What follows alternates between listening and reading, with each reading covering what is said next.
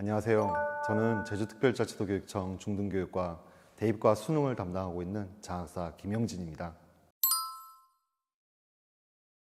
2024년 올해 현재 중3 학생들이 고1이 되는 2025년도부터 고교학점제가 전면 도입되는 등 2022 개정 교육과정이 현재 고1 학생들에게 적용됩니다. 이에 따라 내년 2025년 고1 학생들이 대학에 진학하는 2028 대학 입시제도 개편 확정안을 작년 12월 27일 교육부에서 발표하였습니다. 크게는 내신은 기존 9등급에서 5등급 체제로의 변화, 수능은 국어, 수학, 사회과학, 직업탐구에서 기존에 있었던 선택 과목들이 없어지고 통합형 수능을 보게 됩니다.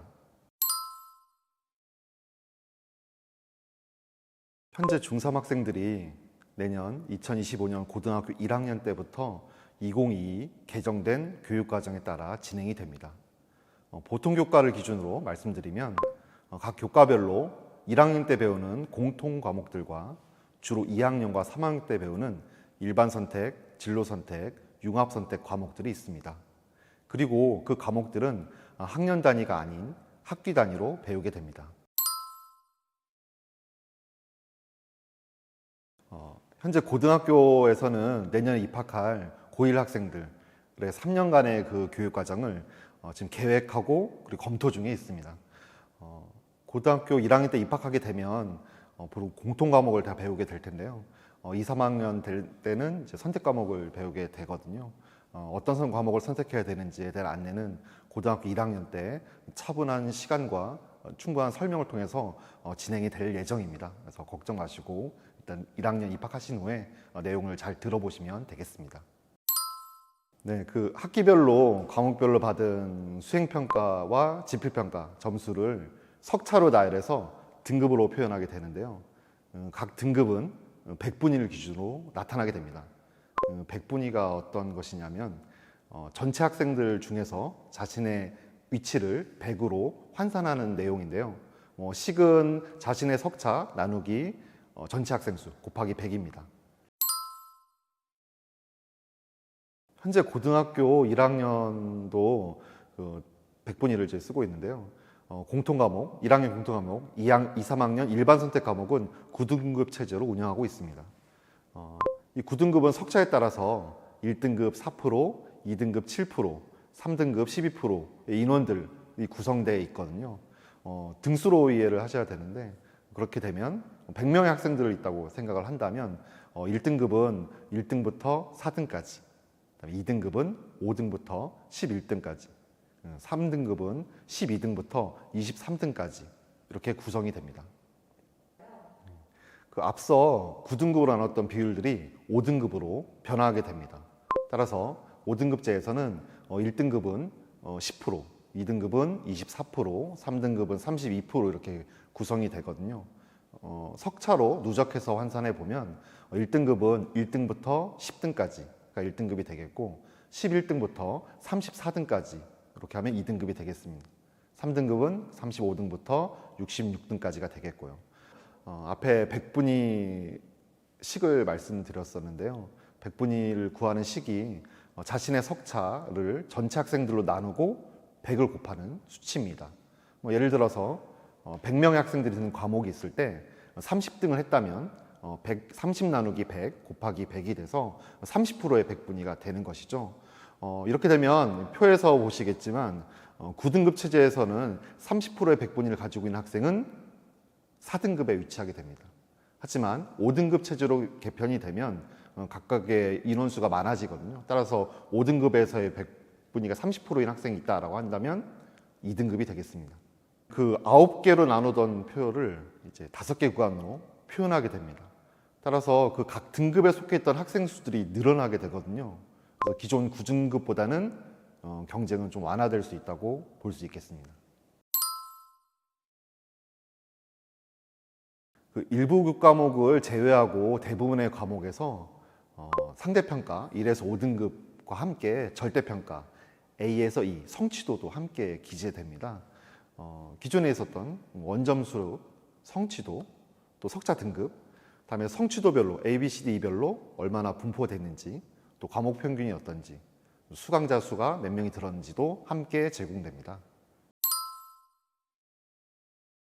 석차에 따른 평가가 아니라 해당 과목에 대한 학생들의 성취율을 바탕으로 A에서 E로 표시하는 겁니다. 예를 들어서 90점 이상을 만든 학생은 모두 A, 또 80점에서 90점 이상을 맞은 학생은 모두 B로 표시하는 것입니다. 이렇게 성취 수준별 고정 분할 점수를 사용할 수도 있고, 아니면 단위 학교의 그 시험 난이도라든지 그 과목별로 성취율에 따른 추정 분할 점수를 학교가 자율적으로 설정할 수도 있습니다. 그리고 예술체육 일부 교과에서는 원점수에 따라 A에서 C로 표시하기도 합니다. 체육, 예술, 교양, 과학, 탐구, 실험, 사회, 과학 교과, 융합 선택 과목을 제외하고는 나머지 대부분 보통 교과에서 국어, 수학, 영어, 사회, 역사와 도덕을 포함합니다.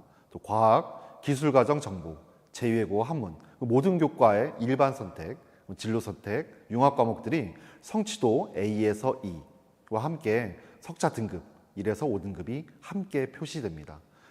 특성화 고등학교의 경우 전문교과도 마찬가지 성취도와 석차 등급이 함께 표시가 됩니다. 보통교과 과목표를 살펴보시면 먼저 하단에 초록색 부분, 예술체육, 교양으로 된 부분하고 그다음에 과학 부분에 과학 탐구 실험 중간 부분에 있죠. 이 부분 초록색으로 표시된 부분은 A, B, C로 표시됩니다.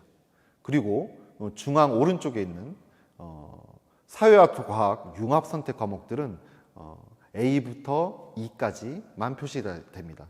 이 두 부분들은 등급은 표시가 되지 않고 성취도만 표시되게 됩니다. 그 외 나머지 모든 빨간색으로 표시된 모든 과목들은 A부터 E까지 성취도와 함께 1등급부터 5등급까지 표시가 됩니다. 먼저 그 국어, 수학, 영어, 사회, 과학 과목들을 좀 보시면 이 빨간색으로 되어 있는 나머지 과목들은 전체가 다 등급과 성취도 함께 기록이 되고요. 중간 부분에 사회와 과학 부분에 융합 선택이라는 과목들이 있습니다. 오른쪽 끝에 있죠. 이게 그 사회과학 융합 선택의 활성화를 위해서 교과 융합, 또 실생활과 연계한 탐구, 문제 해결 중심으로 한 수업의 내실화를 위해서 이 과목들은 융합 선택 과목들은 석차 등급을 기재하지 않고 1등급, 5등급을 기재하지 않고 성취도만 A부터 E까지만 기재됩니다. 과목으로는 여행지리, 역사로 탐구하는 현대세계, 사회문제 탐구, 금융과 경제생활, 윤리문제 탐구, 기후변화와 지속가능한 세계, 과학의 역사와 문화, 기후변화와의 환경생태, 융합과학 탐구 과목입니다. 이외 나머지 과목들은 1에서 5등급과 성취도 A에서 E까지가 표시가 됩니다. 다음으로 기술과정 정보, 제2외국어 한문, 체육, 예술, 교양 부분을 보시면 기술과정과 정보, 제2외국어 한문 부분은 마찬가지로 등급하고 성취도 A부터 E까지가 기재가 되겠습니다. 예술, 체육, 교양 부분은 등급 없이 성취도 A에서 C까지만 표현이 됩니다. 그리고 특성화고에서 배우는 전문교과, 또 특수목적 고등학교의 전공 관련 과목들을 또한 모두 석차 등급이 함께 표시가 됩니다. 대부분의 학생들이 배우는 과목들, 그러니까 공통, 일반 선택, 진로 선택, 융합 선택 과목들이 대부분의 과목에서 1등급부터 5등급, 그리고 성취도 A에서 E가 표시가 됩니다. 다만 아까 앞에서 말씀드린 사회과학 융합 선택 과목들은 등급을 표시하지 않고 성취도만 표시하게 됩니다.